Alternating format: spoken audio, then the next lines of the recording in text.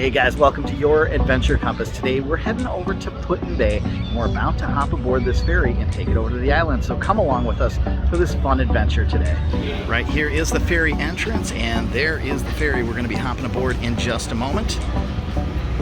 Now this is a ferry boat, which means it does take cars as well as people across over to Put-in-Bay. And I believe they're going to start loading cars up right now, starting with a camper.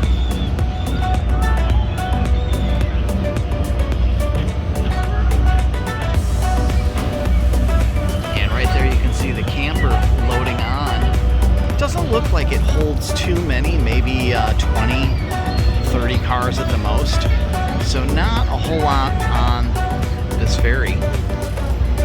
Guys, if you're wondering what the price is, it was $51 for 3 adults, and that is round trip tickets. That's $8.50 a piece for each way.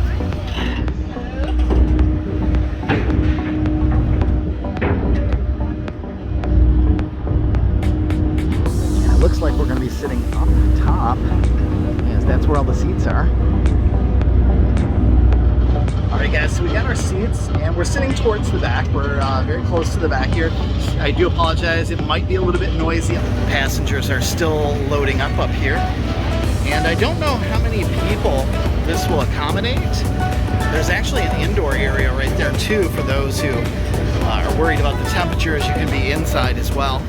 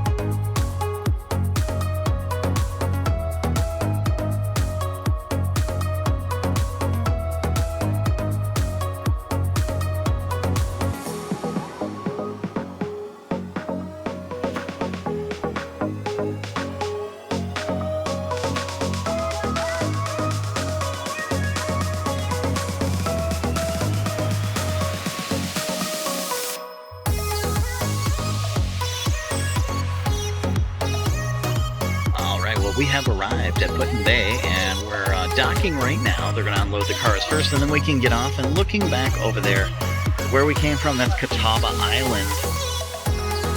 And we're going to be getting off in just a moment.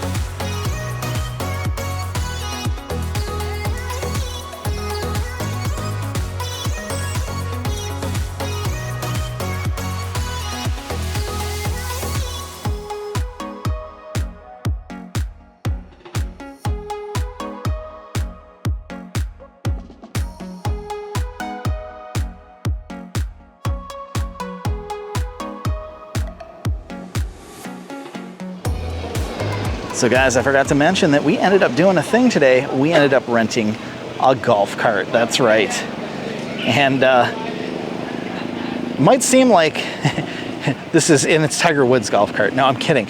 Every one of these golf carts has some ridiculous movie title or celebrity or something on them. Ours is Tiger Woods. I saw one earlier that says Mrs. Doubtfire. There's, you name it, there's all kinds of them. And ours is Tiger Woods, so we stole Tiger Woods' golf cart, so he can't golf anymore now. But this is what we rented for the day, and it was kind of worth it because to bring a car over here was $40 each way. And so that we're already at $80. Then you've got to figure in gas, and if you needed gas on the island, I'm sure that wouldn't be cheap. This is an all-inclusive. Everything's here. It gets us around wherever we need to go. We don't have to worry about anything. It was $100, and in my opinion, very worth it. And it's also very fun to drive because you get the nice breeze. It's like driving a convertible. And this is what's everywhere. Look at all of the golf carts. All right, guys, well, we have made it downtown to Put-in-Bay. We are at the Boathouse. We're gonna go inside and have some lunch. Come along. Also, just across the street, there is a carousel. Check that out. Now let's head inside over at the Boathouse, get ourselves some food. And guys, just in case you're interested in seeing what's on the menu, here is a quick look at the menu from the Boathouse.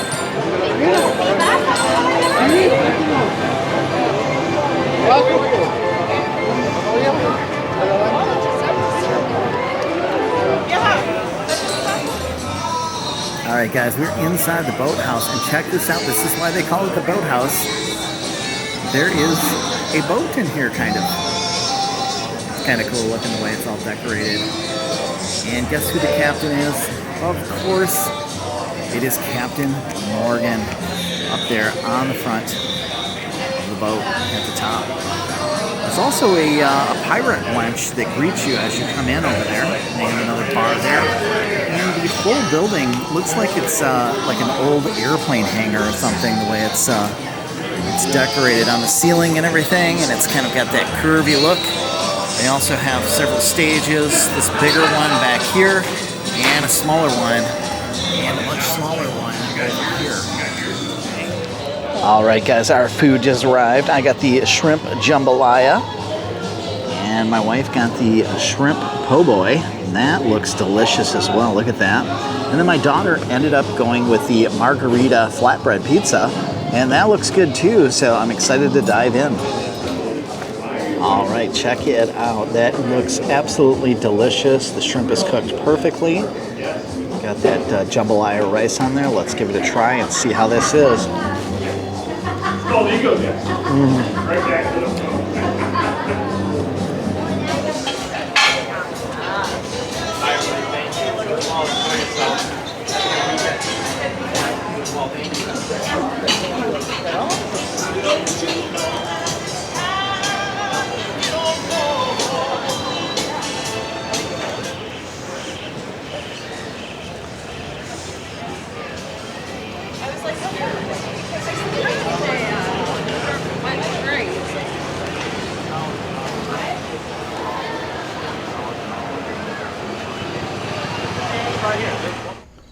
One of the things we wanted to check out here in Put-in-Bay is Perry's Cave.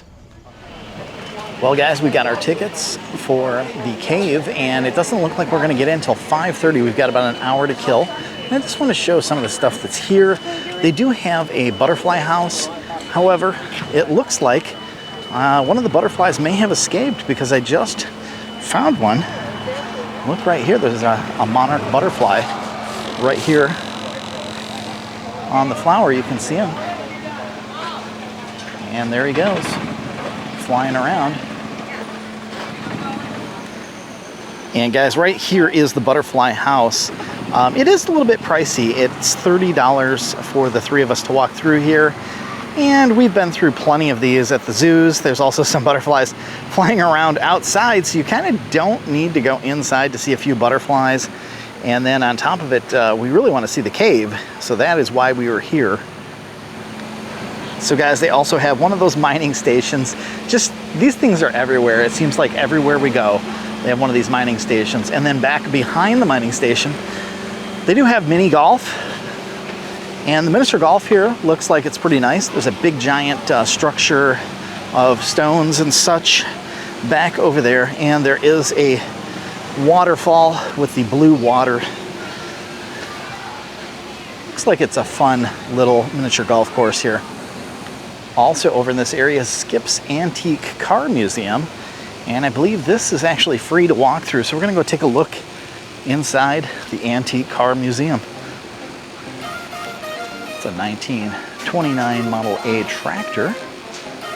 And we've got a yellow taxi service here. This is a 29 Model A Ford taxi. And then this yellow one, also a Model A. This is a 1931 Model A. And this one right here is a 1923 Nash.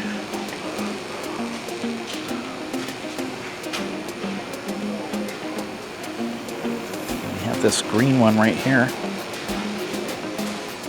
It's a 1930 Willys Whippet touring car. And right over here, check this out. This is a Harley Davidson AMF golf cart, kind of like what we're driving, but a little bit older. And you'll notice that the steering is that thing in the middle, and then you just turn it side to side. And I believe this might be a three-wheeler.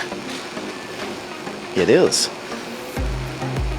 Looking down at the front, you can see there's only one wheel in the front of this, right here. And they stopped making these long ago. I don't know if you've ever watched Pawn Stars, but the old man on Pawn Stars was gifted one of these for his birthday. A couple other unique three-wheelers here. This purple one right here, Cushman. And also this green one right here, also a Cushman. Now there's also quite a few in the front. Now there's also quite a few over here in the middle of the pole barn. And this one here is a, I'm not sure what it is. It's an old pickup truck, and it is a Ford, but I don't know what year this is. Maybe. Nope, there's nothing on there about what year, so I'm not sure what year this is. Right next to it, or in front of it, I should say.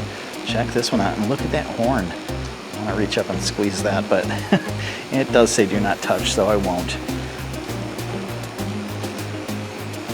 The spare tire on the side.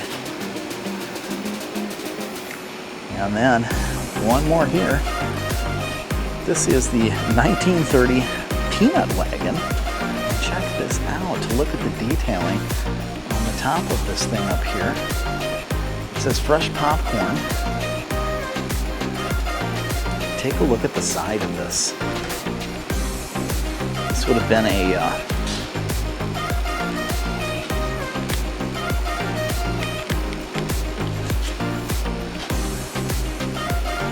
this is like a 1930s food truck.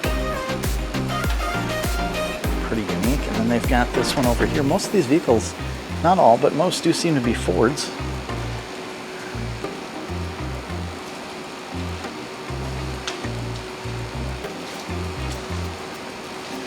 And then there is one more quick row over here. There's a 1919 Dodge Touring car.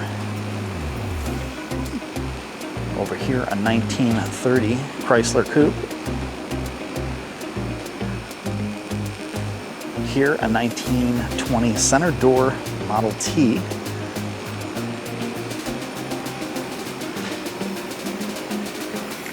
And over here, a 1915 Model T Speedster. Now, I could be wrong, but that looks a lot like the Chitty Chitty Bang Bang car. Old Disney movie. And I have no idea what kind of car it was, but it just looked kind of stripped down and basic like this, and it had wings and all kinds of funky stuff on that car. Over here, a 1926 Model T tractor. And finally, a 1924 Model T snowmobile. Look at this. It's got skis on the front. And let's take a look at the back. Check that out. Got the track, like a metal track going between the two tires. That's pretty wild. All right, guys, there's some details on the cave, some various pictures. Oh, right over there. Okay, the tour starts right now. No food, beverage, gum, or smoking, but cameras are okay. So we are headed down. You put it there after you're done. No, it's right here. Are you able?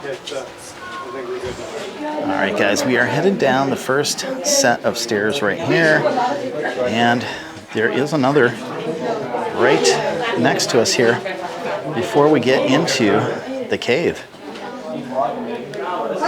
All right, guys, here we go. We're going down into the cave right now, and we do have to duck our head because this area over here is a little short in height, and we kind of have to duck down to get through here, and these stairs are very, very steep. but it's finally cooling off because it was very hot just a moment ago. All right, have fun. Be careful. Mom, you're actually not going. I'm not doing this.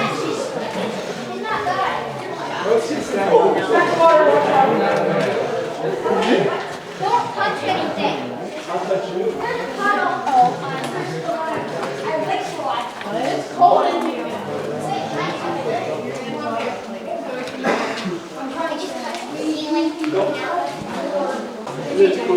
The sign over here, it says Perry's Cave, and they've had all kinds of lighting. Drop in temperature. That is because we are now underground, if you couldn't already tell. We're about 50 to 60 feet underground right now. It's around 52 degrees. Now it is like this all year round. So that means in the summer we get free air conditioning, and in the winter we get free heating, which is pretty cool if you ask me. Now you may have realized that the ceiling is in fact dripping. These do come down from our stalactites. If you look at the ceiling, you will see quite a few of those. And if you also move your heads at almost any point, you will see broken ones. Now these do typically break after people touch the ceiling or just hit their head on the ceiling. Either way, it's not fun for our cave. Now the reason we don't touch anything down here is because after you touch the ceiling or the floor, that limestone layer will absorb those oils and they'll stay there for a very long time. Now a stalactite or a stalagmite cannot grow on top of them. So the cave has to clean itself before it can continue to grow in that specific spot, which takes about 1,000 years in time per hut. So just one little tap can ruin it for almost forever. A stalactite will begin to form when water filters through the limestone layer above us and picks up minerals, such as magnesium, calcium, and iron. Over time, those minerals will start to stick to the ceiling and slowly start to build downward to make a stalactite. Or they'll drip down onto the ground and slowly begin to build upwards to make a stalagmite. So unfortunately, she was saying the previous owner of this cave thought that it would be a brilliant idea to cut all of these off and sell them in the gift shop, thinking that they would just grow back and next year he could resell some more, but unfortunately did not realize these take hundreds of years to grow. So there's only a few that are a little bit longer than 3 or 4 inches. You can see a few of them here by this light. Very unfortunate that they did that.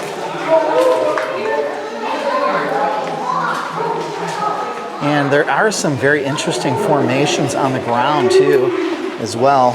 Pretty unique. And a good portion of this I have to duck because it's very short. It's very shallow in here. There's also a lot of water on the ground dripping from these things.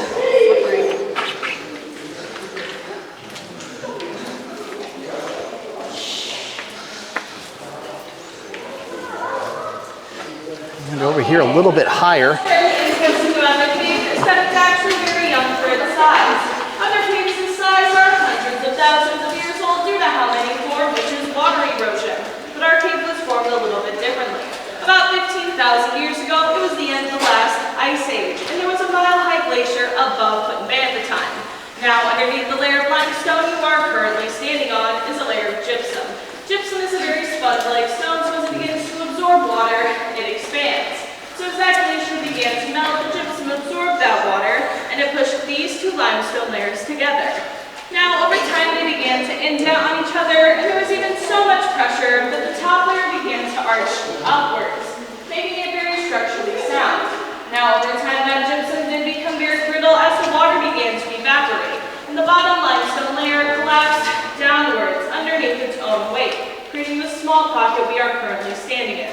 A great example of the indentation that took place would be this hill-like shape on the ground over here, with this jagged edge, and then the dome-like shape up on our ceiling, with that same jagged edge. So if you were to take the ceiling down and put it on the ground over time, it would almost fit like a puzzle piece. But due to things growing on top of both of them, they won't anymore. This is much more what I was hoping to see. This is an actual, we call it a cave, but it's really kind of a cavern, right? We're completely underground right now. We can't see an opening other than way down there. So call it a cave, call it a cavern, call it what you want. This is what I was hoping to see when I went to Hocking Hills, also in Ohio. And it's more like open caves, so it's a little bit different.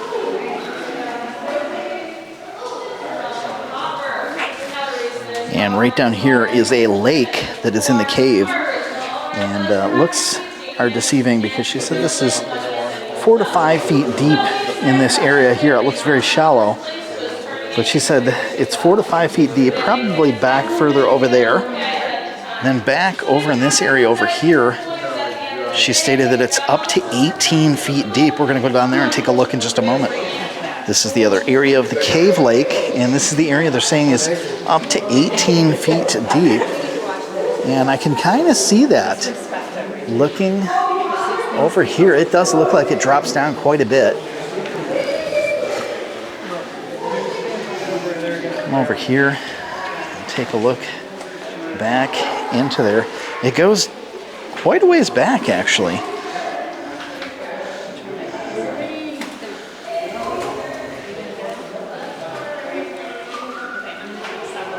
Right. And it goes way back over that way as well. And even further down over here, let's take a look this way. And looking back that way, how cool is that? There's like an area back there that you can see. They call it the bedroom. And this is actually usually closed. And the water's a little bit higher. And that area right there looks like it might be really deep. That one is really, really cool. Yeah, that's amazing. I did see that. Now, how long do you think this takes? So something like this is flowstone, so it forms a little bit differently. Our cave also does process a lot faster than a lot of other caves do because of how much water is around us. Well, guys, what did you think of that? Yeah, I thought it was kind of cool. It was exactly what I was hoping for. I love seeing the cave lake, learning all the details about the cave discovered in the early 1800s. Really, really cool. And we're coming up on the downtown area right now. Starting to get into it. Check this out. Old fire truck turned into a bar. Last Resort Ladder Company. And over here, another brewing place right here. Over here, Hooligans. Irish pub.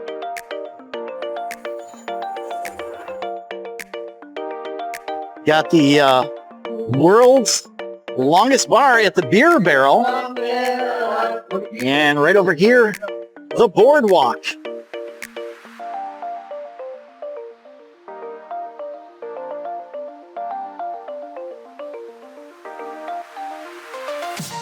Down here we got the marina over on the left. It's really turned into a beautiful day too. And over on the right, check this out. Some piled up cannonballs, a couple of cannons over at the park. And there are all kinds of restaurants and bars along the road on the other side of the park here.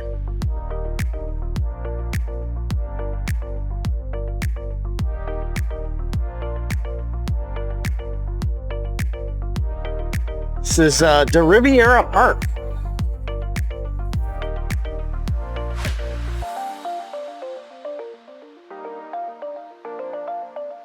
Over here, got a playground with some swings.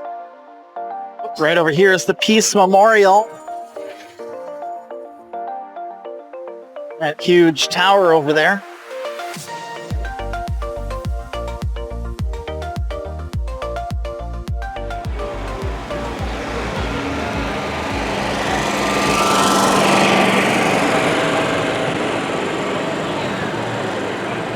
No, you're not seeing things that is not a swingers bar, but the bar does have swings. It's quite a different experience here in Put-in-Bay. They've got swings at the bar that you can sit on. They've got entertainment. And apparently they have mojitos, I would hope, since it's a Mojito Bay bar. So this location here is the Beer Barrel Saloon, and it says they have the world's longest bar.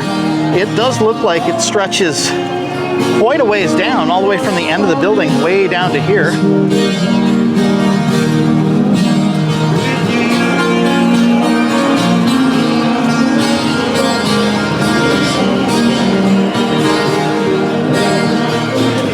Most of these places that have entertainment seem like they're pretty well happening. Got another one here.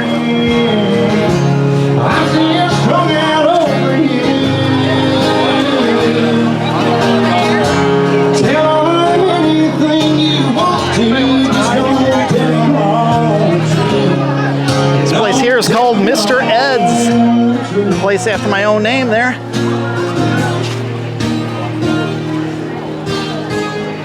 And there is a motel down here as well, the Edgewood.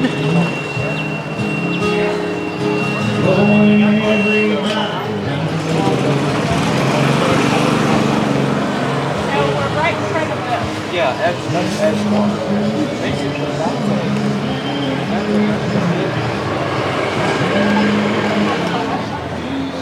There's also a lot of places around here for souvenirs and t-shirts, things of that nature. This one is La Vella Fashion Apparel.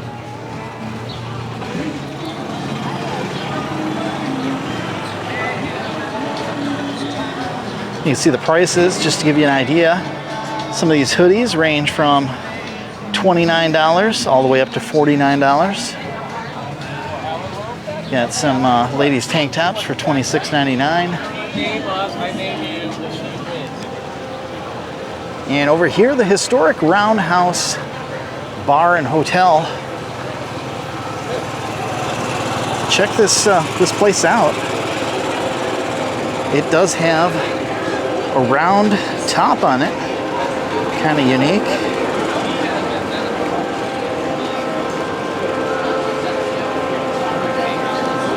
Here's some of the foods that they serve at their chicken patio.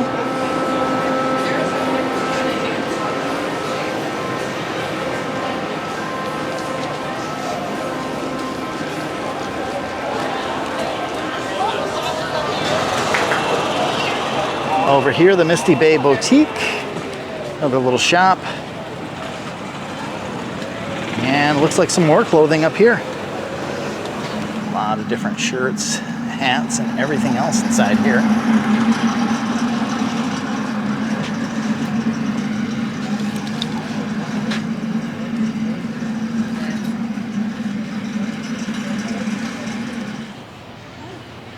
All right, we're over at the park right now. And just kind of looking around. Over there is the Boathouse. And across the street's the Carousel and the Carriage House. There's a vacant lot back here next to the t-shirt shop. Then we've got the Roundhouse Bar and a couple of the other places that we passed by. All right, we are down by the pier here. This is got a couple of different stores, Local Color, T-shirts, Treasures, Island Art. There's a few restaurants down here. Got the Keys Waterfront Restaurant.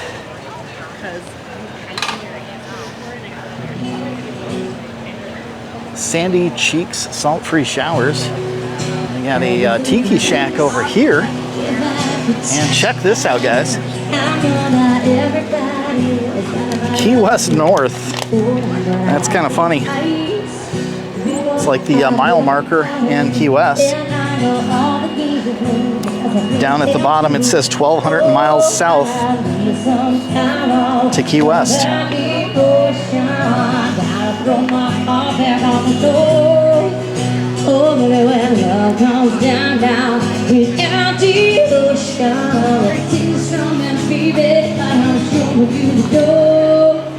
Here's a look at some of the stuff down this way.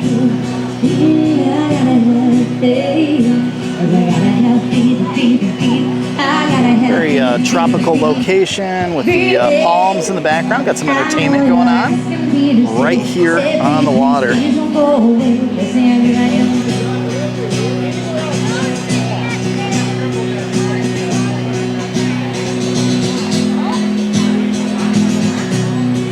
like they have plenty of drinks inside the bar here, the Tiki Shack.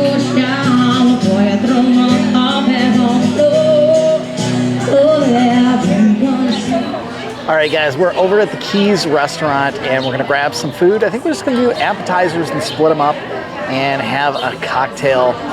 We have the perfect spot sitting dockside. Check this out. Guys, just take a look at the view from the side of our table. I gotta throw this away. We have an awesome view of the lake and the marina, and we can hear the entertainment in the background.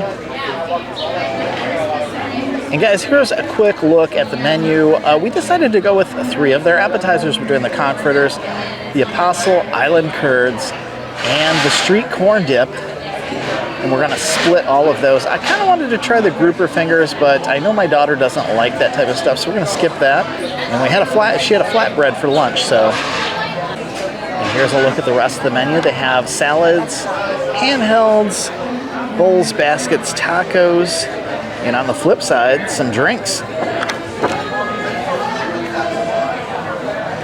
Check out the frozen cocktails, guys. I ended up getting a Miami Vice that should be here in a few minutes. They also have plenty of unique crafted cocktails, tons of different wines and beers to choose from as well.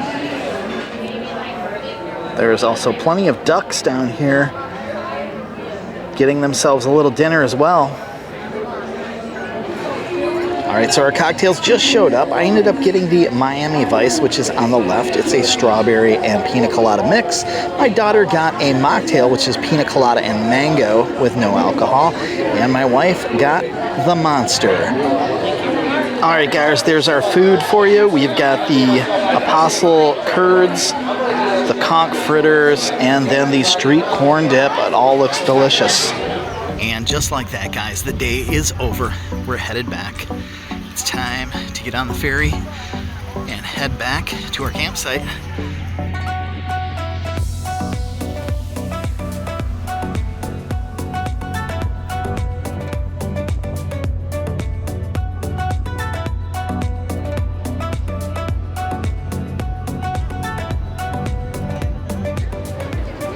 Well guys, it was an awesome day in Put-in-Bay. I hope you enjoyed this video. If you did, please give it a big thumbs up. Don't forget to click on that compass so you can stay subscribed for future videos just like this one. And remember, sometimes adventure is a little further away.